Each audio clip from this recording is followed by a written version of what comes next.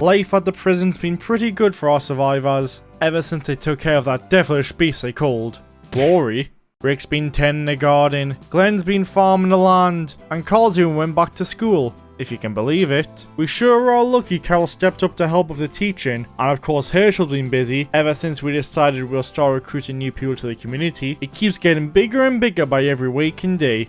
It's been 30 days without an accident, and if we keep this up, maybe, just maybe, they'll start to feel like the old days again. Yep, life is pretty good right now.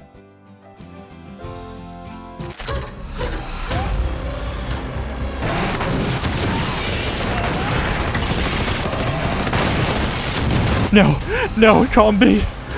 Oh, phew. It was just a dream. Everything is perfectly A-okay.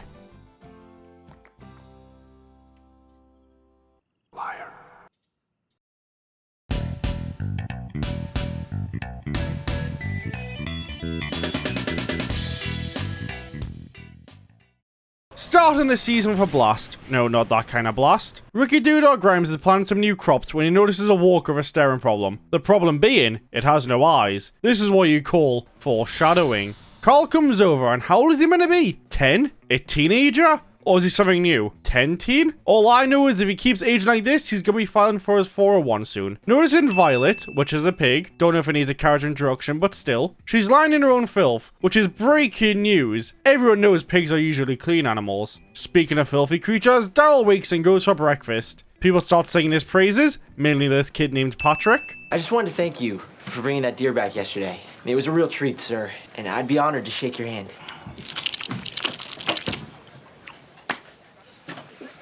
That is absolutely disgusting. It should have been me, not him!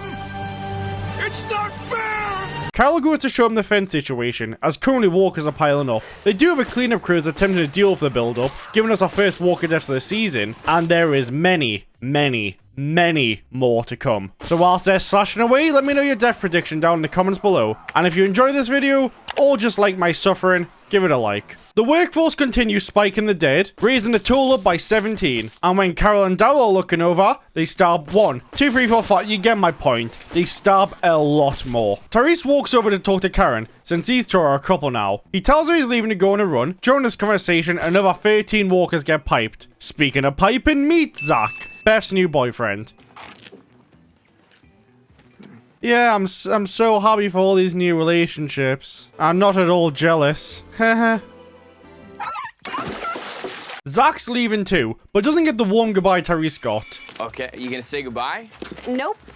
The crew for the supply run consists of Daryl, Michonne, Glenn, Zach, Tyrese, and Bob. Bob is the newest member of the community, an ex-army vet who's just trying to prove himself useful. But there's more to that smile than meets the eye. While they're making their way to the checkpoint, Rick goes out to check the traps and finds a little gizmo, as well as a half-eaten deer. Oh, and another one. A walker stumbles over and goes for the carcass. Rick, for whatever reason, lets it go. Personally, I'll take it out. Bambi could have fed a whole lot of people. As he walks away, he hears a voice asking for help. Turns out, it's not a walker. It's a very dirty woman, begging Rick to help her bring food back for her sick husband. He hands over a sandwich and goes to meet said mystery man. The runners arrive at Big T, which was used as a military outpost at the start of the outbreak. Now, it's a graveyard for a whopping 3 corpses. While we wait for the walkers inside to bunch up near the door, Zach passes time by guessing what Daryl used to do before the world went sideways. I'm trying to guess what Daryl did before the turn. Trying to guess for like 6 weeks. Yeah, I'm pacing myself. 1 shot a day. All right, shoot. Homicide cop. I would have loved to join in on this game. Though, I'm pretty sure, and correct me if I'm wrong, Daryl and May were dealers, right? We don't actually see the crew take them out. but we do see them drag 2 lifeless bodies out of the building before heading in. The camera pans up, revealing a crashed helicopter on the roof. Around it, a group of walkers doing the shuffle. In more pressing matters, Glenn... This guy is looking at baby supplies, and I swear names these days are so strange. Who names their kid 8 pounds? 8 ounces? Sounds more like a receipt. It's inferred that Bob is an alcoholic by him eyeing up a bottle of wine, the same way I eye up a Chinese takeaway menu at 2 AM. However, unlike me, Bob resists his temptations and puts the bottle back on the shelf, only for the whole thing to come crashing down on top of him. If that's not a universal sign to get some spring rolls, then I don't know what is. Unfortunately, the crash makes a lot of noise, enough to get the walkers above riled up. As they hold together, the roof starts to give way, dropping the walkers down. The Yang quickly lift the shelf off Bob, taking a quick look at the walker dangling by its guts, and decides it's time to move. I'm not counting most of these fallen walkers as dead, since there's no guarantee the fall finished them off, except this guy. I'm pretty confident he and himself are full on splat. Zach is still staring at the roof when a walker reminds him to run. Another infected takes a hard splat, and then Glenn gets piled on. This is where main character syndrome comes into play. This walker should be ripping chunks from his leg, but instead, it's hissing at him. And Glenn don't like no hissers, so puts him to sleep, then viciously beats the other. One more has a bad landing. Tyrese pops a Donnie in the head, then misses the rest of his mag. Sasha is spraying off screen, pause, when runs out of bullets. What? But why? Why did you drop the gun? Just because you have no ammo doesn't mean it's not useful. You can always find more. Sasha grabs a pool cue and gives a walker a love tap to the face. In the background, Michonne slices one down and shaves another. With the broken stick, Sasha drives it straight through a walker's skull, getting a birdie? I don't know, Pool. Now it's Daryl's time to shine. He jumps onto some boxes and whips out his little pistol. Glenn then blue balls him by eliminating the remaining 3, making Daryl look like a pool noodle. The helicopter starts sliding, so the group go to leave, taking out Dosmore. Daryl's getting a little too up close and personal for Walker until Zach jumps in and saves him, with the last Walker being squishy over here. They go back for Bob. Wait, Bob is still trapped. You're telling me our brave, capable heroes left him there the whole time. As what? Bait? Thankfully, Zach came over to lift the shelf off him, and as all heroes deserve, he gets a sloppy kiss on the thigh by a walker. Then the helicopter crashes straight down on top of him. R.I.P. Zach. And I guess that walker too. Honestly, I'm kind of upset he died. Zach, not the walker. It's been a while since I watched The Walking Dead from start to finish, and I kind of forgot about him. He may have only been on screen for 3 minutes, but as most guys agree, 3 minutes is a long time. Maybe too much time. Right? His time on screen was enough to touch my heart, so if it made a dent on me, I can only imagine how Beth feels. Hey, what is it? Zach.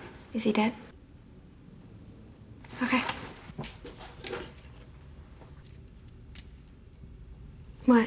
Okay then, no lost feelings there. Dudar is still walking with the lady from the ring. On the way, they pass a bug getting devoured by rats. They arrive at a camp. Rick realizes she's not all there, keeping her deceased husband's head in a sack. And people say romance is dead. Comedy gold! Observation comedy! She comes at Rick with a knife, so he hits her for 1, 2.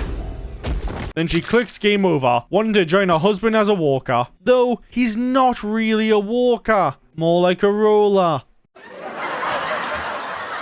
Some kids are hanging out by the fence, naming the walkers, but Carl comes over to shut that shit down. No exceptions. This is where we meet the sisters Lizzie and Mika. And these two are, yeah. They're basically 2 naive kids who don't see the walkers as threats. But they do spit facts. Had names when they were alive. They're dead now. No, they're not. They're just different. Preach it, sister! That's what I've been saying since season 1. You and me, we're on the same page. They don't talk. They don't think. They eat people. They kill people. People kill people. People also eat people. They still have names. Carl, sit down. She made you look like a right nut. They go to book club.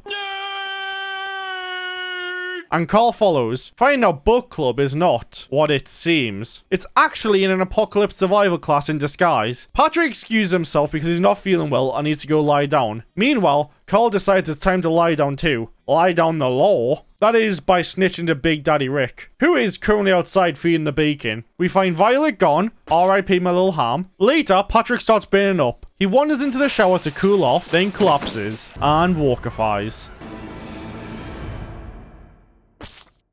This is going to be a problem for our survivors. But the real problem is 69% of the people who watch my videos aren't even subscribed. I'm trying to reach 100 million billion subscribers by the end of the year. Subscribe.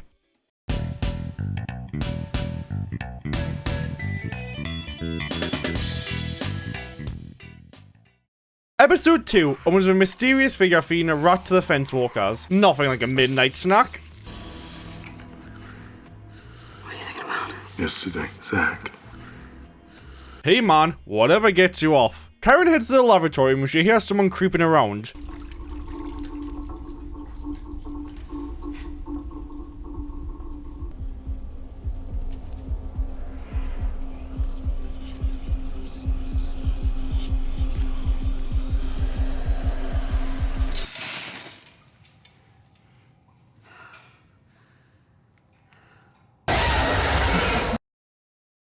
She doesn't find anyone, so it goes about a day. When walking away, we hear something else.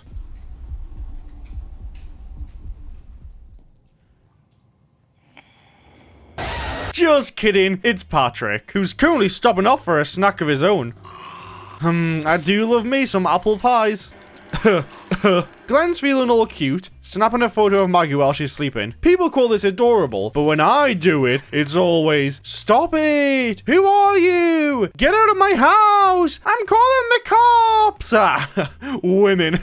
I'm alright, guys. Michonne heads out on a solo mission to hunt down the governor, still haunted by the thought that he might be alive. In more positive news, Rick and Carl are plumping up the piglets when gunshots ring from inside the prison. Now I've said it. Not sure if it is better news. Anyway, the gang along rushing. Michonne cancels the mission just in time to get jumped by a walker. Its buddy comes in to join in on the action, but Carl drops her with a quick scope. She does a roly-poly kick flick to get the walker off, breaking her leg in the process. I'm sure this will come up again and not at all be forgotten about. Cough, cough. The stuck walker is then put down by Maggie. Kinda felt like a wasted bullet, but we move. Cell block D is in pure chaos. Now, I don't know who's been bit, and honestly, do we care? It's no one important, just a bunch of background NPCs, and if I see a corpse, I'm gonna tally it. And before people comment, no, I'm not counting these turned walkers as human deaths. We never met them, they had zero character development, not even a name tag. If I start counting every walker as a human death, this death toll turns to hell, or a... Here's the rule, unless we actually see the human version, it doesn't count as a human death. If you're unhappy about that, then meet me in the ring on the 30th of July. We'll fight it out.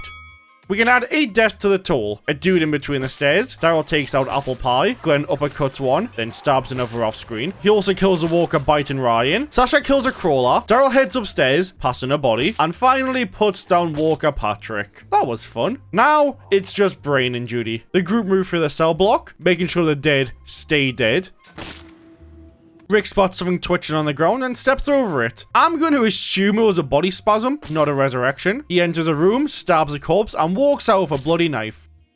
They then discover a walker with no bites. The doctor concludes that he, along with Patrick, were the first to fall victim to this new deadly flu. What flu, you ask? Remember that walker who had the messed up eyes? Yeah, that jammy dodger. Well, he brought the infection to the prison. The pigs caught it and made everyone ill via bacon. The father of Lizzie and Mika, Ryan, makes Carol promise to take care of his daughters, as she has such a good track record, then passes away. Typical. Men will do anything besides pay child support. Am I right, ladies? The group discussed separating the people who were exposed to the virus to prevent further spread. While discussing, they hear Karen coughing up a storm. So decide it's time to start the separation. Carol checks on Lizzie, thinking she's grieving over her dad, but to everyone's surprise, she's not upset about Ryan. She's upset the walker she liked was killed. He said he was special and now he's dead. Why did they kill him? Why did they kill Nick? You're so stupid. Yeah, I changed my mind. Let me tear that page up. Guess I better count these walkers as dead now. We first met Nick back in episode 1. Bloody hell. I'm naming them now. He had 8 pals with him, so assuming no one wandered off, that gives us 9 walkers here. But that's nothing compared to what's coming next. The walker pile has gone so bad, the fence starts copying my sanity and breaks. Maggie kicks things off and the rest jump in, dropping 33 walkers at such a rapid pace. This really makes you wonder why fixing the fence wasn't at the top of their to-do list. Sasha finds 6 half-eaten rats, and since one of them was likely the snack from earlier, that brings 5 new additions to the toll. However, as a great woman once said, ain't no body Got time for that. As the walkers keep pushing, they secure an extra 5 kills. Then Rick and Daryl come with a plan to load up the truck and use the piglets to lure the herd away. A grim little twist on the 3 little pigs. They could have always just gone the trucks and led the walkers away without killing anything, but where's the fun in that? Glenn and Sasha spike 3 more before the rest go off for dinner. Rick cripples the oinkers, leaving them behind as bait. One issue though, what's stopping the walkers from turning around? The prison's right there. I can see it. It's not like they went miles away. Tyrese goes to check on his beloved Karen in quarantine. Instead, finds a blood trail. The episode ends with him discovering someone's been grilling.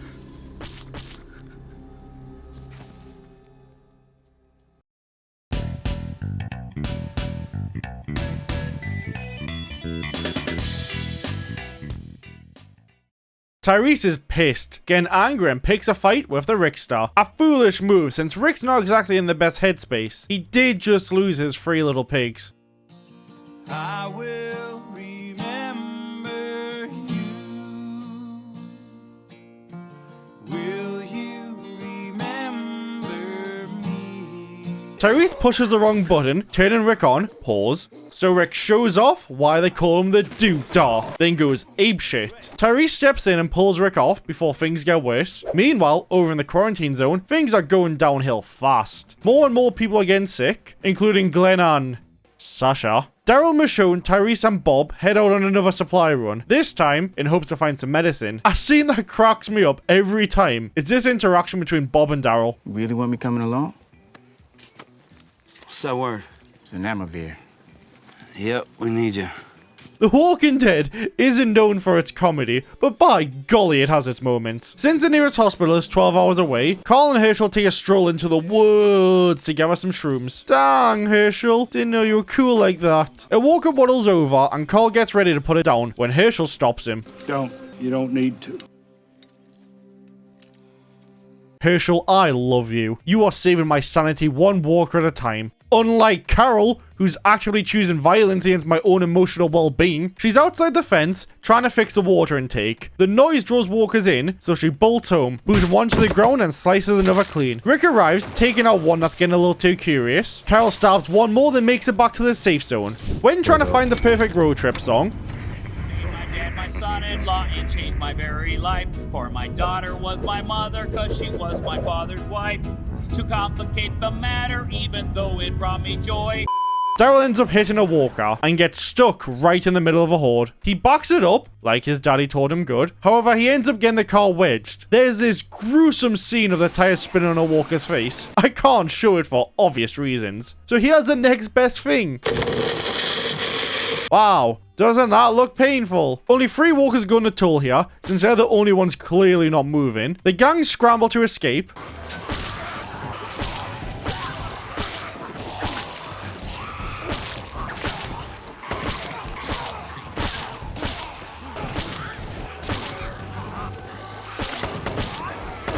Tyrese gets surrounded by the dead due to sitting in the car for so long, probably reflecting on the fact he started a fight and got absolutely touched up. Not the best time for a therapy session though. He gets up and releases the anger, and you won't like him when he's angry.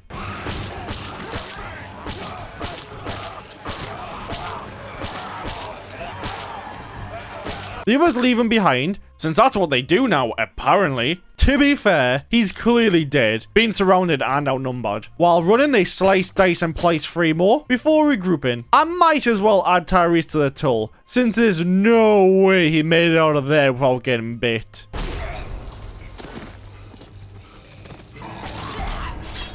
Never mind. Looks like our guy was blessed with... At the prison, Rick figures out who burned the bodies. The imposter is the one and only... Did you kill Karen and David? Yes.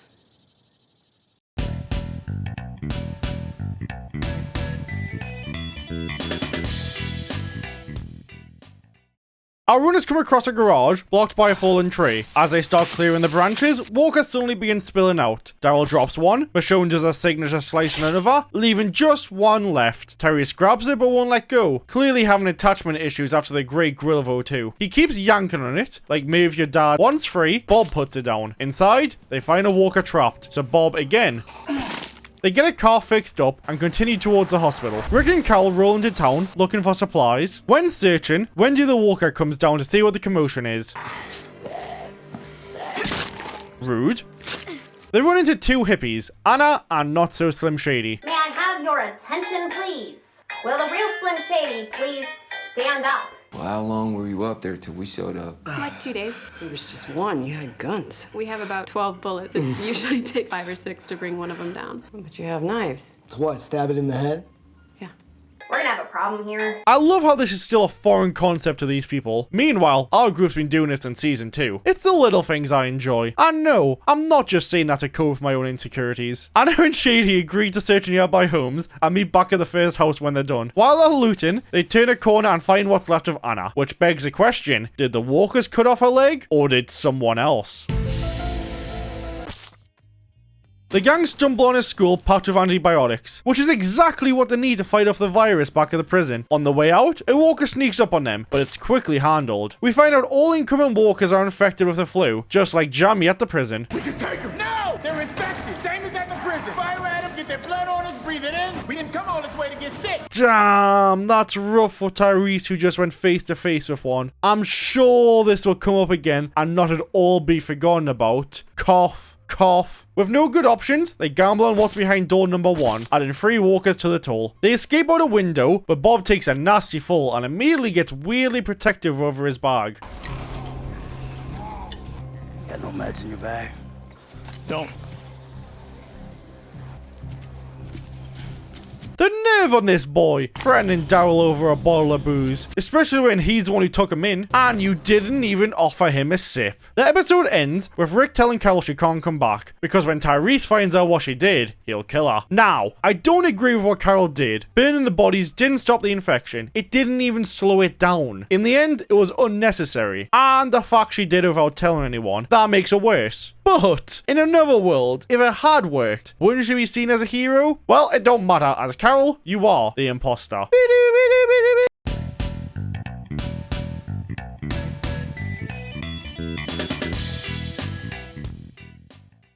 The flu's hitting hard. People dropping left, right, and center. They move a deceased man to a private room in an attempt to keep people's spirits up by not showing them the spiking. Problem is, they waited too long this time.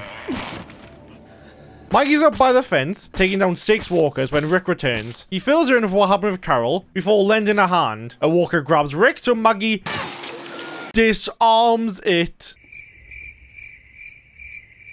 Okay, bad joke. Right next to them, we see a corpse. With the infection spreading fast, the prison's only other doctor falls ill, so now it's all on Herschel to keep people alive. Another person dies, and with the risk of people turning without warning, Herschel decides to lock everyone in the cells. Whilst checking on the sick, he finds Sasha collapsed, so rushes over to help, missing the nearby cell. You know, the one with the corpse inside. As he tends to Sasha, the body starts to move. Glenn is taking care of a resident when he passes away. The resident, not Glenn. He calls out for Herschel but ends up collapsing himself, struggling to breathe and bleeding through the eye holes. Lizzie shows up and is ready to make a new friend, luring the walker away from Glenn, which doesn't totally make sense. The walker would have had to step over Glenn to follow her, but hey, we move. Herschel has his own problems at the moment. A walker's attacking him. The inmates try to help and somehow make things worse. One guy steps out of his cell, pulls a gun, then gets bitten by his freshly turned son, thus accidentally shooting another patient. Now every walker in this section gets added to the toll twice. What? Bro, what are you talking about, man? This isn't like episode 2, where the walkers were just random extras. Here, we actually met these people before they turned. Back in episode 2, we only saw them after. Glad we cleared that up. If you're not happy, the 30th of July. The father dies. Herschel rushes to save Lizzie, tossing the walker over the railing onto a trampoline? Not sure why that's in a prison. He heads to the doctor for help, but the doc's already dead, so Herschel just makes it official. Then he loads up and takes a fight to the walkers.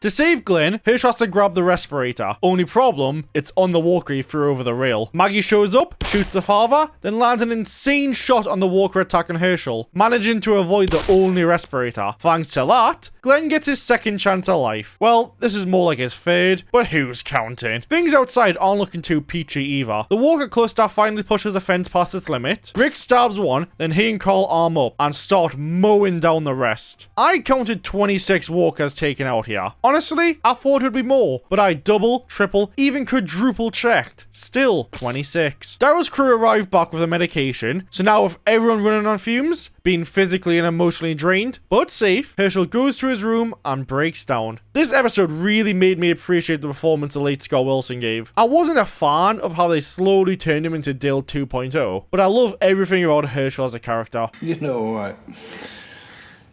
I'm gonna take that as a compliment.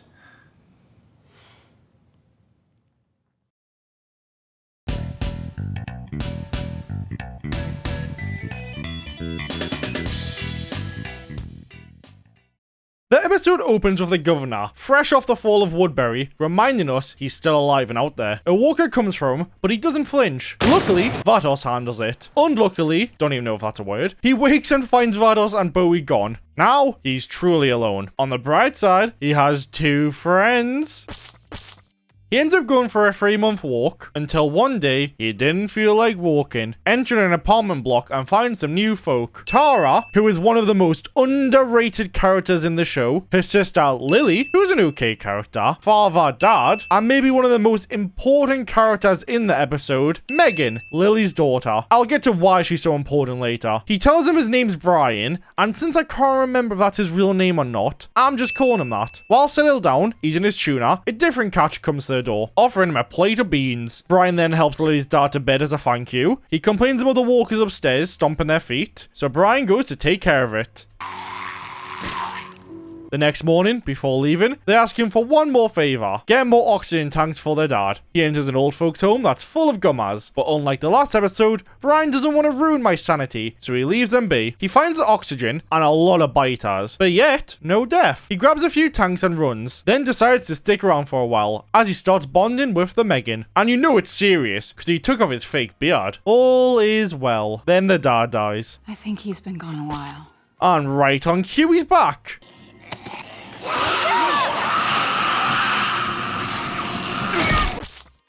Tara thanks him for saving her life with a cool bro fist. They hit the road, and Brian and Lily hit it off, doing the nasty right next to the child. This is not what Tara meant when she said, pound it. Pound it. Pound it. Pound it. If I had a nickel for each time this happened in the show, I would have 2 nickels, which isn't a lot, but it's weird it happened twice. The car won't start, so it looks like they're walking, right into a herd. They get chased and end up falling into a Woodbury pit, so ignore the skeletons. They were counted last season. He takes out the 3 pit walkers by using the charred bones around him as weapons. The pit owner walks over, and there we find out it's Vados.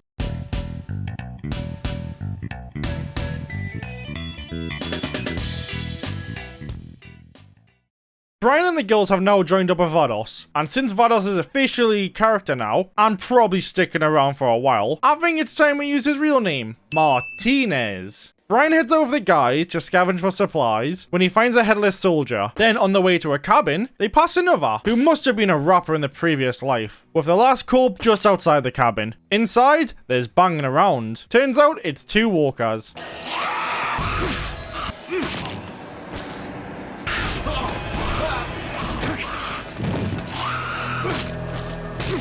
With the walkers cleared out, they find some beers, crack them open, and spend the night. I was an ice cream truck driver till I upgraded my life and I became a tank operator for the U.S. Army. Then when everything went tits up, I got the hell out, took my ride with me. End of the world don't mean shit when you got a tank. What about you, Brian? What'd you do when it all went bad? Well, since Brian is unwilling to share, let's go back to camp. Tara's getting a game on. I mean, don't get me wrong. An M4 is great for close combat, but all that dirt and dust, no thanks. I've never really been into big guns anyway, you know? You always as full of shit. Yes, I am. Feces. Martinez plays some drunk golf on top of his trailer, and Brian gets to be his ball boy. You know he's dead, right? Shumpert. He's never the same after Woodbury. I guess that means I need to... Martinez offers to share the so-called crown and run the place together as joint leaders, but Brian knocks him down and feeds him to the pit walkers. Why? Because he doesn't want to lead. Could have just said no thanks, but hey, whatever works. Next day, Peter decides to take over as camp leader. Then it's back out for another supply run. Rationing, fences, medical supplies. There are 100 questions and people are looking at me for answers. I could use some help. Oh no, you have just signed your own death warrant. Mitch, who played Diaz and Arrow, so that's what I should call him, spots a group of survivors and suggests they take their own stuff. Peter, the goody two-shoes, doesn't want to do that, as it's not the right thing to do. Towards the end of the day, all they have to show for it is 3 dead squirrels. On the walk back to camp, they find the same group, all dead. 4 to be exact. The brothers Peter and Diaz argue about the ethics of taking a human life for their own game. Peter thinks it's a no-go, but Diaz just wants to live. At home, Brian comes with a plan. Visit Peter, kill him for trying to make Brian the leader, then swing by his brother Diaz, hold him at gunpoint, then take leadership. Right? So much for not wanting to lead. Megan is playing tag with Tara when a walker tries to join in the fun. Brian rescues her, and this situation makes him realize how unsafe their camp is. But you know what is safe? That's right. Tahiti. But since that's a bit far, they settle for the prison. While scoping it out, he sees Herschel and Michonne. So in other words, Brian is now gone, and the governor is back.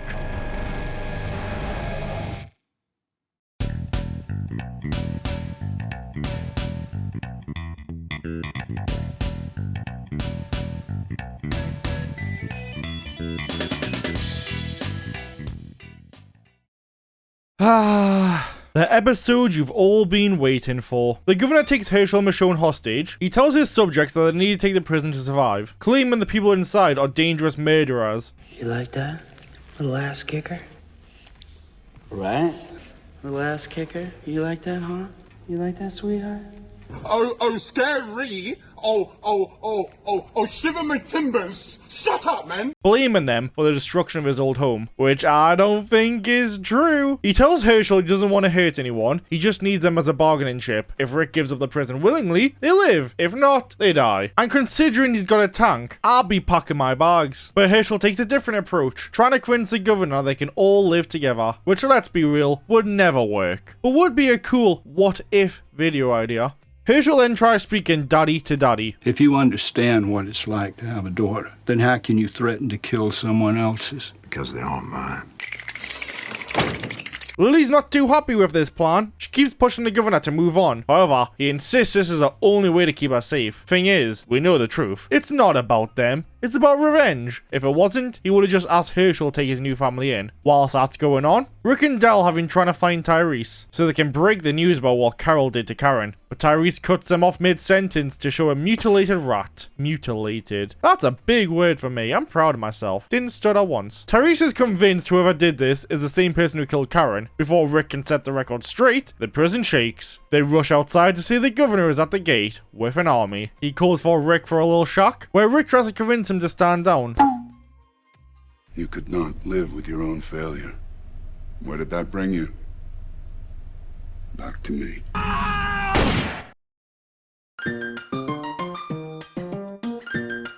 I'm playing. Big Gov has a few things to say first. I have a tank, and I'm letting you walk away from here. What else is there to talk about?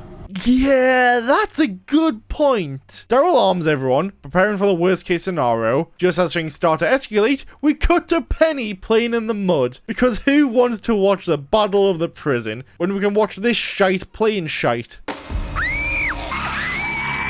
Yeah, that's what you get for wasting time, you little prick. Her mother rushes over. Back to the fun. The governor takes out 2 walkers, then presses a sword to Herschel's neck. Again, Rick pleads, saying that they can leave the past in the past and all live together peacefully. Herschel gives a cheeky smile and the governor lowers the blade. Liar. Well, slap my ass and call me Susan. That looks painful. A shootout kicks off. Luckily, Michonne escapes. Don't ask how. She crushes one guy's neck. Someone else catches a bullet. Then Lily shows up, ruining the fun, carrying Megan, who's as dead as a dick. The governor, who's learned from his mistakes, makes sure Megan doesn't come back like Penny did. They push in, tearing down the prison fence, thus making this place useless. 2 more soldiers get dropped. Deer starts blowing stuff up. Remember, these people want to live here. Generic prison NPC takes out generic soldier NPC. Honestly, I should have come up with faction names before starting this count. Tyrese gets shot at. Luckily, he still has his.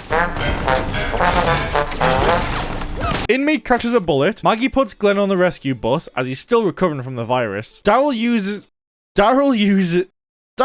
I'm sorry, I can't. This is the dumbest shit I have ever seen. This rotten walker can somehow absorb bullets. Yep, that's definitely. Behind them, 3 more deaths get tallied. 1 walker, an arm, and a head. And of course, Goofy himself. Daryl throws a grenade, blowing these men. Bob catches a hit marker and states the bullet went straight through him, but somehow, this decaying toss stops them. Sure, why not? The show may as well pee in my nose in cold snow at this point. Behind Tara's girlfriend, we spot 2 corpses. One's already counted, but now is your company. Before they blast Tyrese, they are popped by the twins.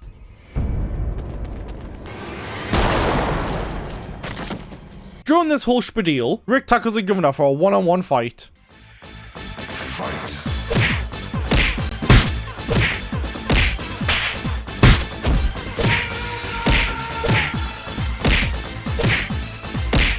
And gets absolutely rocked. Now he knows how it feels. The governor is close to ending him when all of a sudden, instead of finishing the job, she walks away. Are you tickling me? Why would you let him live and risk him surviving? Great, Lily's here. She finds him bleeding out. Let me guess, she saves his life because Michonne was too stupid to... Fatality. Fair enough. Daryl's the last man standing, gunning down 3 walkers, then throwing a grenade in the tank, exposing Diaz. Beth rushes over to him as the bus has buggered off, leaving everyone else behind. Rick goes looking for Carl. They find Judah's carrier empty and soaked in blood. R.I.P. little ass kicker. Carl takes out his emotions on a walker, then they leave, not looking back. Don't look back. Carl. Just keep walking.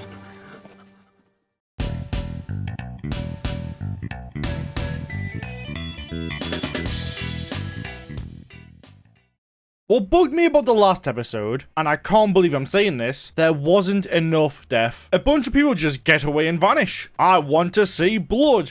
Like these kids, they just bugger off. And Lily, where's she? What's she doing? Luckily, the rest of the season makes up for it. Michonne somehow got left behind at the prison. Makes no sense how. She was literally with Rick 10 seconds ago. We see her neck torn apart. So in a fit of anger, she takes out 3 walkers and then cripples 2 more, returning to her old ways of walker camouflage, which I'm still not convinced would work. She finds Herschel's CGI head snapping away. Rick and Carl are looking for a place to lie low while they recover, coming across this biker bar. Rick tries to deal with the walker, but is too weak due to, you know.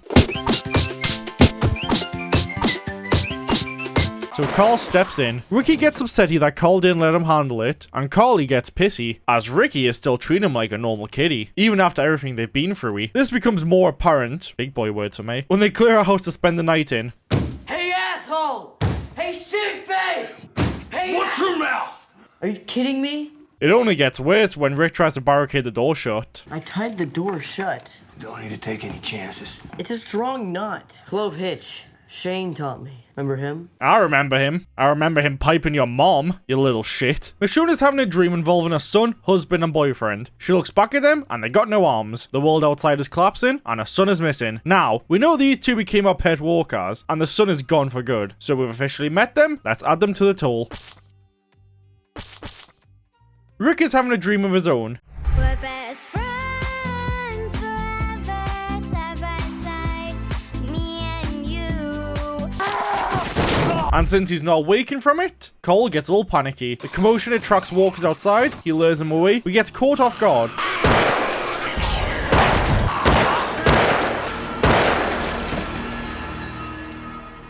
After that's dealt with, he heads out to look for pudding and a dead bird. Michonne is having a stroll through the forest, walking with her herd, when she sees a walker mirror, and in fear of becoming like it, she takes him out, all by herself, like it was nothing. Yep, 21 walkers are made into nothing. Just like that. This same season, Rick and Cole struggle against 26 with ARs. So cool. I should this word. Only 14 walkers again added to the toll, as she decapitated 7 of them. At night, Cole thinks Rick has turned since he's crawling towards him, groaning like a walker, or me after a flight of stairs. Cole accepts his fate like a wet wipe, not being able to shoot his walker father. Luckily, he's alive. He just wanted to tell his son not to go outside. I would normally criticize this, like, why not just say that from the couch instead of crawling like a zombie? But honestly, I bought it. You probably did too. I fully thought he was gone. Michonne gets the final kill of the episode, then she finds the home. It's for you.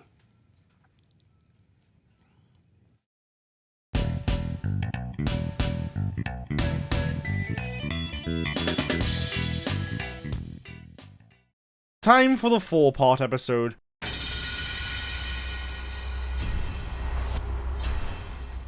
We see Tyrese, who's stuck with the problems, and Judith. Yep, that tiny little scamp is still alive. They stop to rest till Lizzie takes this opportunity to catch up on her hobby, slicing up small animals.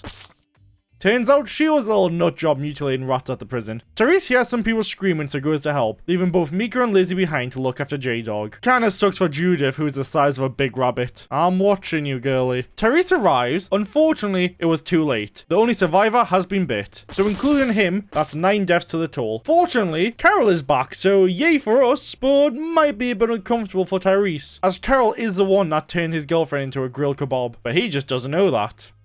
Yet. Up the tracks, they find a sign. Satan is a sanctuary for everyone, called Terminus.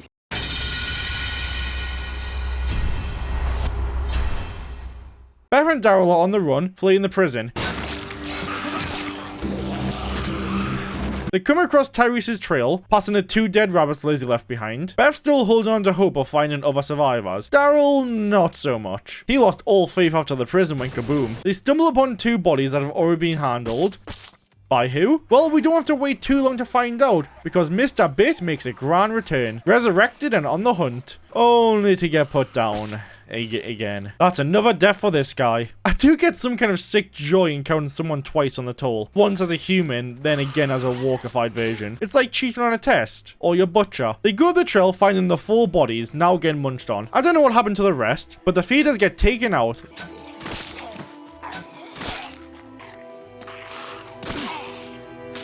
Then we move on.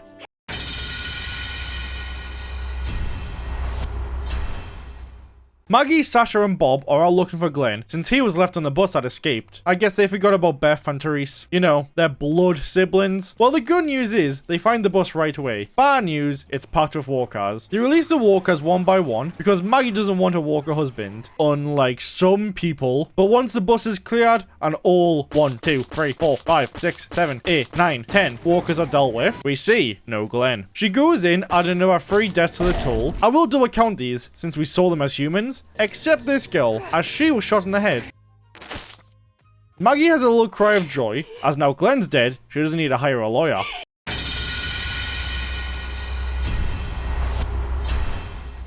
What's this? Is it a bird? Is it a plane? No, it's... And what do they call this hero? Well, they call him...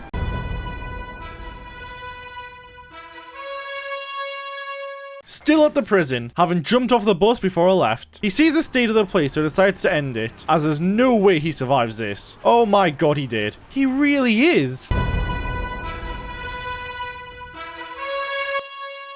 Before making his great escape, he finds Tara, and being the good guy he is, exterminates a pest, then invites him to join him as redemption for siding with the governor. While running, Tara takes out 1 walker that is so close to being off screen, then 3 more on her way out. All I saw was my sister in that field. She had a gun, but he just swarmed her. Didn't see it, didn't happen. And then he just killed that old man. Did see it, did happen.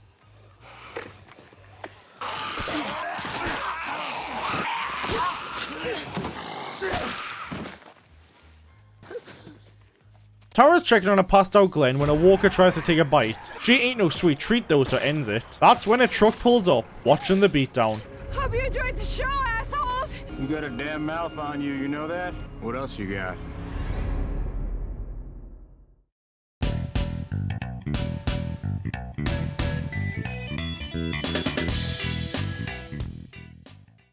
The episode opens with Abraham, an ex-army sergeant, taking out 3 walkers, all while cracking a smile. What? Never seen that before. You were smiling. Well, I'm the luckiest guy in the world. Why is he so lucky? Well, let me introduce Rosita. Abraham's right-hand woman, but more importantly, it's a girl he meets when it's time for the sheets. There's also a scientist called Eugene with him, but I'll explain more about him later. In this episode, we also see more of Carl and Michonne's friendship, which I would argue is crucial in this season and the next. Speaking of, if this video gets 300 likes, I'll do season 5. But ignoring my desperate need to be liked, listen to this. Wish we had some soy milk. Michonne, love, you belong on a list for that. And I ain't on about Santa's. They go on a supply run, leaving Rick behind to get some rest. Whilst out, she finds a kiddies room with some rotters inside.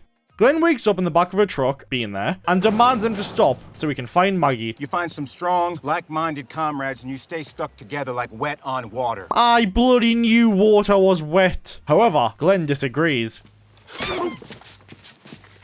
He's one of those water isn't wet kind of guys, which naturally means they end up fighting. That stirs up the walkers nearby. Eugene attempts to handle the mess, but being the little pit boy he is, everyone sets aside their water beliefs and rush over to assist the poorly trained scientist.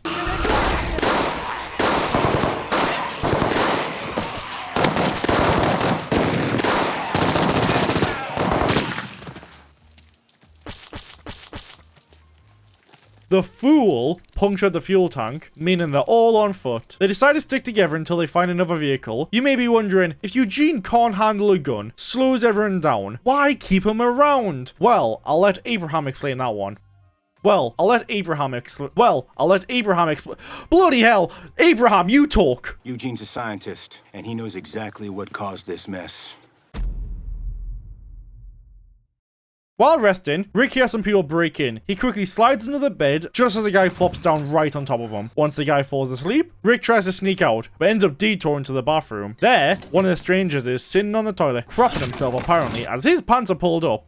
I mean, it's not like I was looking or anything. They have a quick scuffle, which ends up with Rick choking him out. Rick has a genius idea. Crack the door open and slip out the window. That way, when the stranger turns walker, he'll wander right into the house and cause some mayhem. Son of a bitch.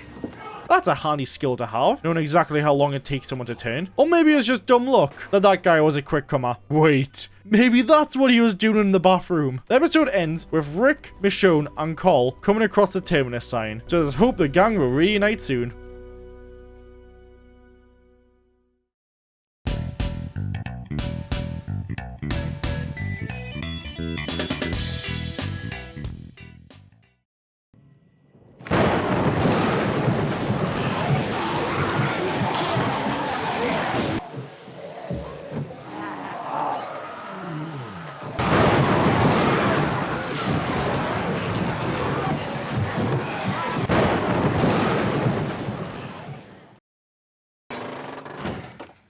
Well, that was dramatic. Quite fitting for the rest of the episode. After the storm and horde pass, they step out to find old Willie has passed away. Daryl grabs breakfast, and I'm not sure it's just my fat ass, but why does this make me so hungry? I need a drink.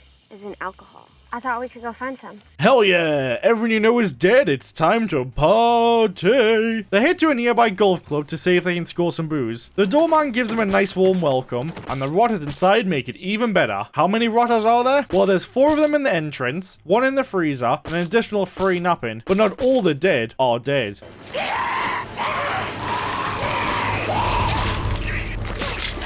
The last corpse is this lady, with a sign that stands for beautiful, intelligent, tactical, charming. All seems calm until the dinner bells ring, bringing some hungry customers. But instead of running, Daryl clicks play.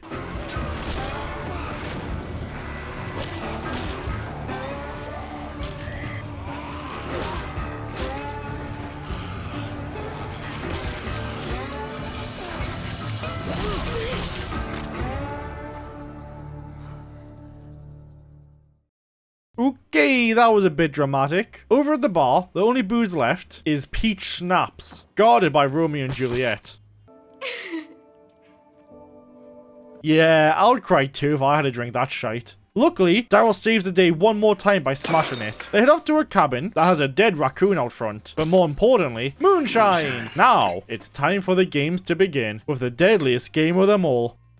Never have I ever! Okay, Beth, you go first. I've never been drunk and did something I regretted. Oh, that was a good one, Beffy. Ah, you got us there. Okay, my turn. I've never sang in public. Got you there, Bethany? I've never been in jail. That was trash. You didn't get either of us? Okay, Daryl, it's your turn. Never eaten frozen yogurt. Never had a pet pony. Never got nothing from Santa Claus. Hey, you only get one. Alright, I've got one. Never, however, kissed Rick Grimes.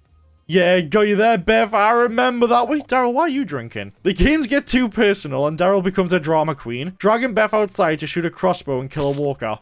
He then finally breaks down, opening up about the guilt he feels, not being able to protect the prison and all the people, and the episode ends with a send-off to the past by burning down the building.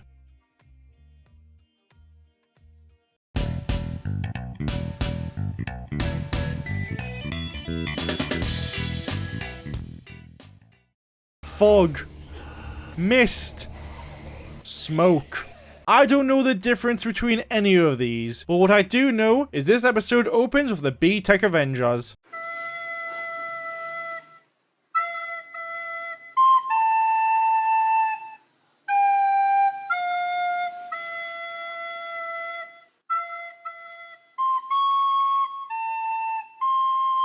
Grievers, assemble!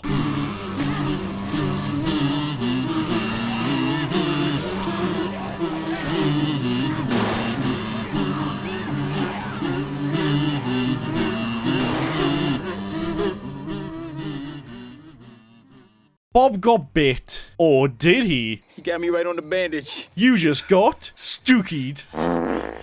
While we're on the subject of poop, Beth is teaching Daryl how to hunt when they come across a walker eating a raccoon. She goes to take it out when she steps on a human trap, alerting the walker. Luckily, Daryl clicks play.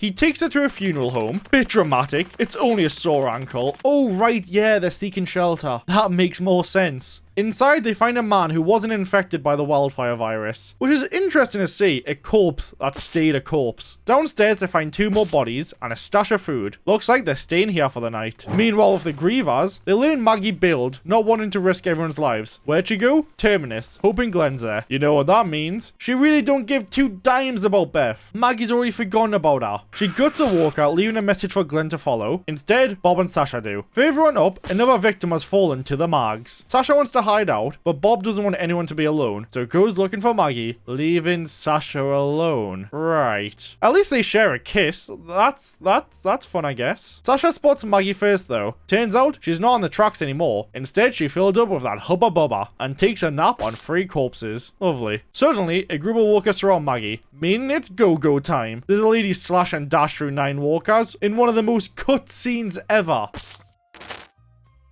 Daryl hears someone knocking at the door. It's probably just Michonne again. Oh no, it's a different bitch.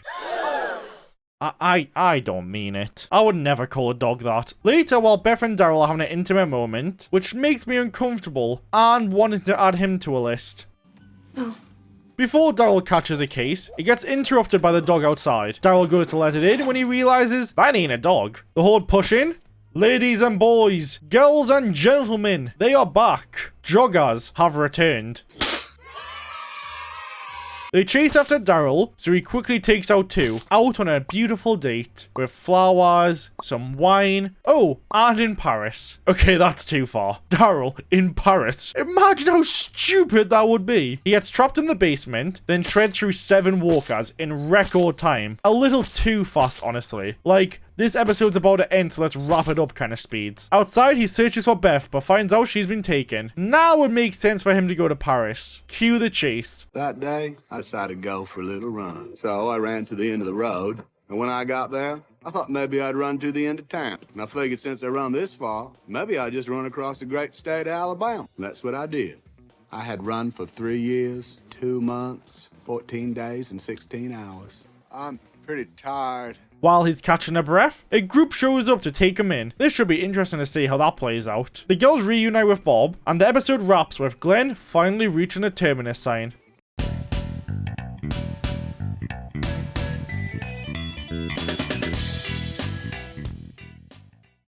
The Grove is my favorite episode this season, and I think a lot of people will agree once we go over the recap. It opens with Lizzie playing tag with a walker whilst the kettle is boiling, which is so creepy, especially with the song Maybe by the Ink Spots playing in the background.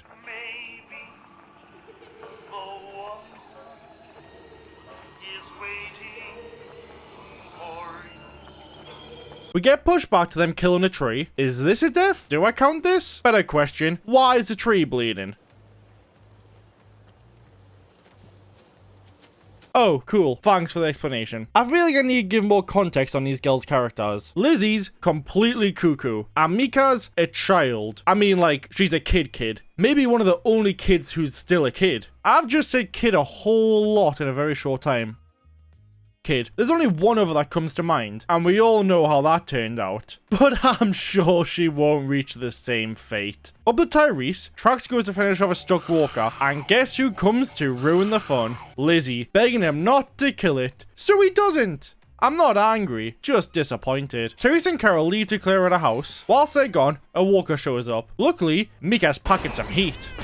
Once everyone's relaxed, Carol catches Lizzie playing tag with a walker. Of course she is. Carol comes out and ruins playtime. You could have died! You killed her! It's the same thing! What if I killed you? What if I killed you? At what point, and I'm not saying this is right, but when do you just break her kneecaps so she can't leave anymore? I'll tell you when. It's now! Because her corrupt mind has went back to the walker Tyrese spared, defeated a Jerry. Don't worry, I'll get you more. That's so twisted. What's even more twisted, when I first watched this, I was like 9 or 10. I know, great parents. And I had the biggest crush on her. Looking back now, I think that explains a whole lot about me. Lizzie tries to let the walker bite her, as she believes yada yada yada. But before anything can happen, walkers come crashing out the trees and ruin everything. Damn it, we were so close. They rush back home when Mika gets her foot stuck. Once again, Carol swoops in, and they all mow down the infected as a family. Except Mika. No clue what she's doing. Maybe holding back a sneeze? After all 7 are dead, Tyrese and Carol go for a nice long walk to secure the perimeter, discussing how Lizzie's finally starting to come around on walkers being a threat. Sure, she tried stroking a walker's tongue, but in the end, she really stepped up to protect a new family when things got dicey. Don't get me wrong, the journey to this point was, let's just say, rough. But as a wise child once said, everything works out the way it's supposed to. I couldn't agree more, Mika. Let's see how your character development's going. Oh shit, you're dead. Don't worry, she'll come back. I didn't hurt her brain. Oh my god. Judith even thinks you're stupid. Carol then tells Lizzie to look at the rabbits. I love you, Lizzie.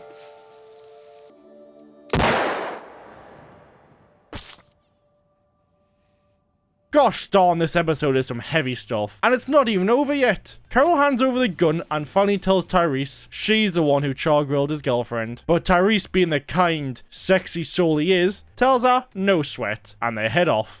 I loved this episode. I might even call it my favorite episode in the whole show. It stuck to one storyline, no bouncing over to Maggie crying about Glenn or forgetting she has a sister. It's tight, self-contained, and the story just struck my note. And I don't think this recap gave it justice.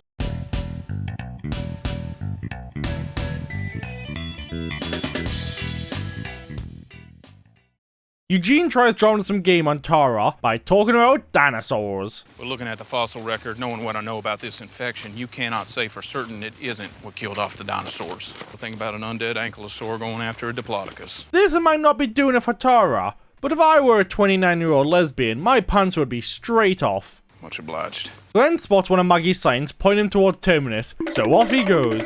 Daryl's still rolling with the group, known as the Claimers. Yes, they actually go by that. They call this because they shout, claimed. Some real deep stuff. Probably spent a whole 2 seconds on that. And while I love poking fun at things like this, he has a legit gripe. Episode 11 was titled Claimed. This one's called Us. I feel like those titles should have swapped. Anyway, back to the source. Daryl's out hunting a rabbit because for some reason this show has a thing for taking out these little gremlins. Another claimer tries to take the stuffed animal. What the hell you doing? Catching me some breakfast. I didn't realize how fake this looked till now. I feel like it shouldn't even count as a death. But before it turns into a WWE brawl, Joe the leader steps in and splits the rabbit in half. A few of us are playing Pass the Walker when the music stops.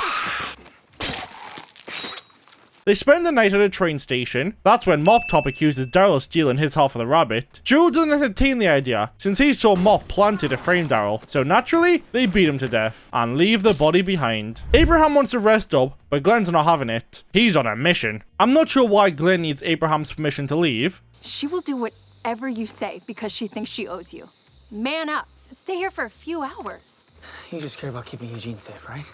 We go until sundown. I give Eugene my riot gear. Right here, right now, everybody wins. Except her. You're not her mama. You can be my mommy.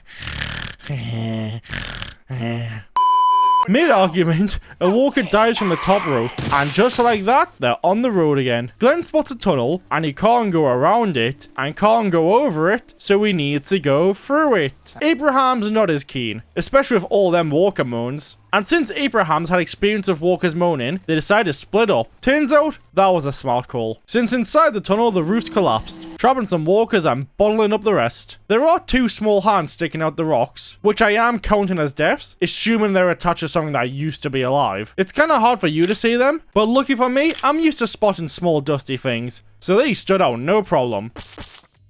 And because I'm not having anybody comment on this video saying I missed a body. Not this time. Not this video. Glenn takes out two walkers. There's also a walker here I forgot to count, so now I'm just going to voice over and pretend I did count it originally. Then we find out Team Red's already sorted their problem. They've got a working car and are back on track to DC. I cannot abide a reality where you are the chosen navigator over a son of the South who has successfully negotiated the travails and vagaries of journeys both real and virtual. Eugene always talks like he's writing a 5,000-word essay. It's so strange. He gets his way and navigates them right to the other side of the tunnel. If he's waiting for Glenn, he might be waiting a while, since he's still trying to figure out a way through. Now taking out two more walkers, so at least he's being productive. He uses the shadow to sneak past the crowd, but Tara manages to wedge her foot, and things are looking real gloomy. Get out of here! Go! Oh yeah, scream some more, that's gonna help your situation. Glenn whips out his boomy and penetrates 3 walkers before immediately running out of ammo, when suddenly...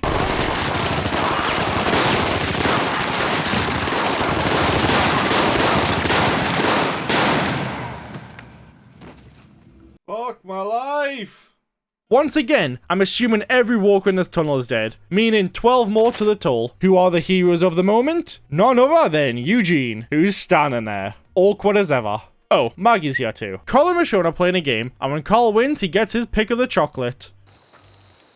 Come on, we always share. Work it over.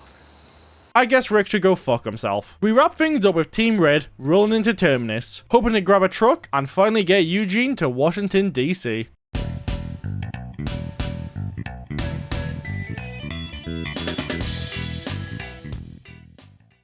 The end is near, which is a shame, because I really enjoyed this season. Too bad I'm not fond of the last episode. Not because of the main story or anything, it's those flashbacks to the prison that keep popping up. They are nothing, and should have either been packed into episode 1, or just cut altogether. Without those flashbacks, this would easily be a top 3 episode. That said, let me quickly run through the kills in the flashbacks. 2 walkers get domed, and Rick spikes another. Done. No more flashbacks. Rick, Carl, and Michonne are checking out their snares, and surprise, surprise, they've caught another fucking fluffer. Rick breaks down how the trap works, when suddenly, someone starts screaming off in the distance, and Carl rushes straight towards it. Gosh, I really hope running towards strangers in the apocalypse doesn't become a Grimes family tradition. Cough, cough. They find a guy supposedly surrounded by walkers with nowhere to run. Nowhere to go, huh? Except towards a giant open space directly in front of him. Rick stops Carl from wasting a bullet, as this man's clearly brain dead. Look at this. It's absurd. The guy could have easily slipped past them, but instead, he just flails around and gets munched. Might genuinely be the dumbest death in the entire show. The crew run away, bump into a family picnic. They beat them up,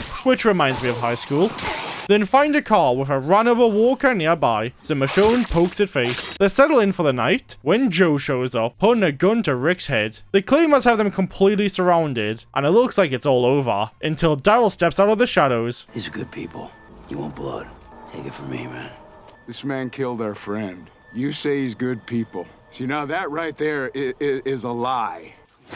Hey, at least you tried. While the rest of them beat the life out of Daryl, the creepiest guy in the group locks eyes on Carl and goes full predator mode. Rick's not about to sit back and watch that happen. He lunges forward, biting into Joe's neck and rips his jugular clean out. Everyone's frozen in shock, giving our group the upper hand, and the tables turn. The predator grabs Carl, holds a knife to him, but Rick's still hungry.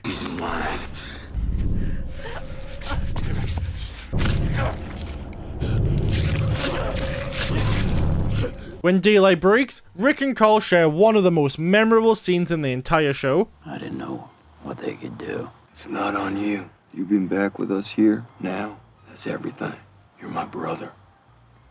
After that, the crew head off to Terminus. Rick, being the little smart he is, takes a moment to prepare for the worst. He buries a bag of guns just outside the perimeter fence, grabbing the pistol he found way back at the start of the season. You don't just come to brainless Benji for the death and depression, you come for the education. The group sneak in through the back and come face to face with Gareth, the leader of Terminus. He offers them the grand tour, along with some mystery meat. Ricky Dicky starts noticing his friend's gear on the termites, which he doesn't take lightly and holds one of them at gunpoint, demanding answers. Up on the roof, the sniper takes aim, but doesn't have a clear shot. Gareth, the leader he is, tells him to fire anyway. Boom, one termite down, saving Rick a bullet. Always look on the bright side of death. Doo-doo, doo-doo, doo-doo, doo-doo.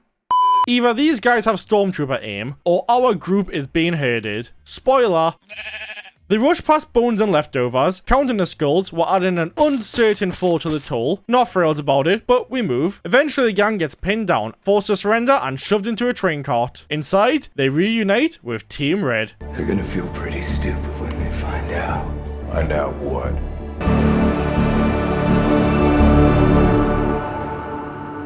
They're fucking with the wrong people. There were many deaths in The Walking Dead Season 4, but how many is many? Well, we tallied 545 in total, 27 of those were animals, 76 humans, a whopping 406 walkers, and last and very least, we have 36 unidentifiable. Most deaths happened in episode 2, titled Infected, which had 79, and least was tied between episodes 4 and 6, which only had 9. If you're looking for the exact breakdown per episode, humans, walkers, animals, all of it, I'll be posting a full list in a community post a few days after this video goes up, so keep an eye out for that. Alright, that's all from me, so I hope to see you in a bit.